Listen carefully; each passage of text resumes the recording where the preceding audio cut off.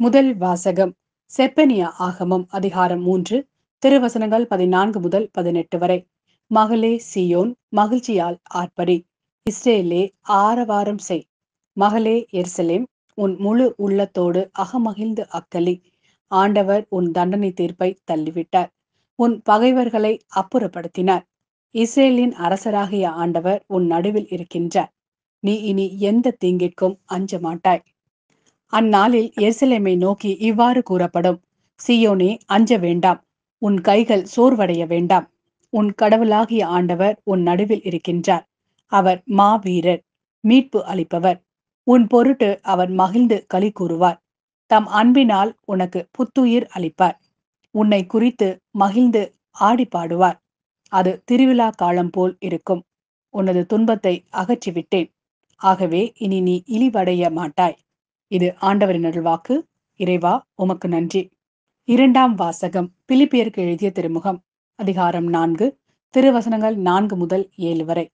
ஆண்டவரோடு இணைந்து என்றும் மகிழுங்கள். மீண்டும் கூறுகிறேன், மகிழுங்கள். கனிந்த உங்கள் உள்ளம் எல்லா மனிதருக்கும் தெரிந்திருக்கட்டும். ஆண்டவர் அண்மையில் உள்ளார். எதை பற்றியும் கவலைப்பட வேண்டாம். ஆனால் நன்றியோடு கூடிய இறைவேண்டல், மன்றாட்டு ஆகிய அனைத்தின் வழியாகவும் கடவுளிடம் உங்கள் விண்ணப்பங்களை தெரிவியுங்கள். அப்பொழுது அறிவெல்லாம் கடந்த இறை அமைதி கிறிஸ்து இயேசுவோடு இணைந்துள்ள உங்கள் உள்ளத்தையும் மனதையும் பாதுகாக்கும். இது ஆண்டவரின் அருள்வாக்கு. இறைவா, உமக்கு நன்றி. லூக்கா எழுதிய நற்செய்தி அதிகாரம் 3 திருவசனங்கள் 10 முதல் 18 வரை. அப்பொழுது நாங்கள் என்ன செய்ய வேண்டும் என்று கூட்டத்தினர் அவரிடம் கேட்டனர். அதற்கு அவர் மறுமொழியாக, 2 அங்கிகளை உடையவர் இல்லாதவரோடு பகிர்ந்து கொள்ளட்டும், உணவை உடையவரும் அவ்வாறே செய்யட்டும் என்றார். வரி தண்டுவோரும் திருமுழுக்கு பெற வந்து, போதகரே, நாங்கள் என்ன செய்ய வேண்டும் என்று அவரிடம் கேட்டனர். அவர், உங்களுக்கு குறிக்கப்பட்ட தொகைக்கு அதிகமாக எதையும் வாங்காதீர்கள் என்றார். படை வீரரும் அவரை நோக்கி, நாங்கள் என்ன செய்ய வேண்டும் என்று கேட்டனர். அவர், நீங்கள் எவரையும் அச்சுறுத்தி பணம் பறிக்காதீர்கள், யார் மீதும் பொய்க்குற்றம் சுமத்தாதீர்கள், உங்கள் ஊதியமே போதும் என்றிருங்கள் என்றார்.